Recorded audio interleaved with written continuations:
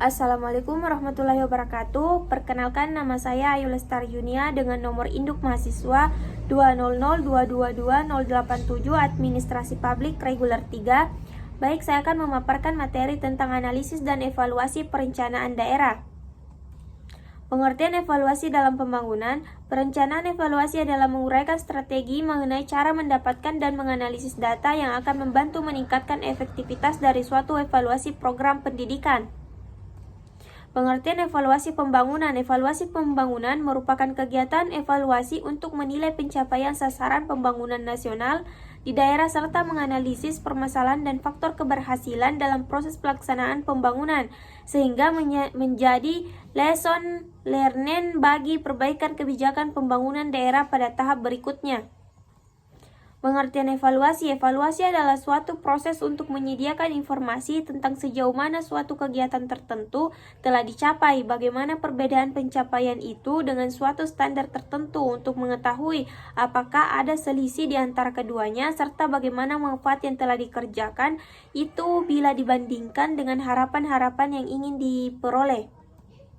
Perbedaan analisis dan evaluasi. Secara etimologis, analisis berarti penyelidikan terhadap suatu peristiwa untuk mengetahui keadaan yang sebenarnya, sedangkan evaluasi memiliki arti penilaian, memberikan penilaian.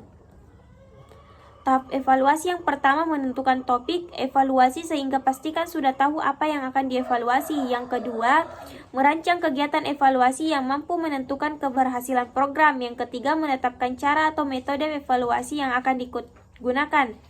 Yang keempat, melaksanakan evaluasi, mengolah dan menganalisis data hasil evaluasi tersebut. Tujuan monitoring dan evaluasi pelaksanaan rencana pembangunan. A. Untuk menjamin terlaksananya kebijakan, program, dan proyek sesuai dengan target dan rencana yang telah ditetapkan. B. Agar ada umpan balik terhadap kebijakan, program, dan proyek untuk terus dilanjutkan dengan perbaikan atau dihentikan. C. Untuk membantu pemangku kepentingan belajar lebih banyak mengenai kebijakan, program, dan proyek. D. Agar kebijakan, program, dan proyek mampu mempertanggungjawabkan penggunaan dana publik. Mengapa pembangunan daerah perlu untuk dilakukan? Perencanaan pembangunan daerah merupakan fungsi yang sangat penting dan strategis karena dengan perencanaan kita bisa melihat daerah akan dibawa kemana dengan tetap mempertimbangkan potensi dan sumber daya alam yang dimiliki. Pendekatan pembangunan, pendekatan pertumbuhan dan pemerataan, paradigma ketergantungan, pendekatan kebutuhan pokok, dan pendekatan kemandirian. Tahap perencanaan. Penyusunan rencana. A. Rancangan rencana pembangunan nasional atau daerah, rancangan rencana kerja lembaga atau SKPD. C. Musyawarah perencanaan pembangunan. D. Rancangan akhir rencana pembangunan. 2. Penetapan rencana. A. RPJP NAS dengan undang-undang dan RPJP daerah dengan Perda. B. RPJM dengan peraturan presiden atau kepala daerah. C. RKP atau RKPD dengan peraturan presiden kepala daerah.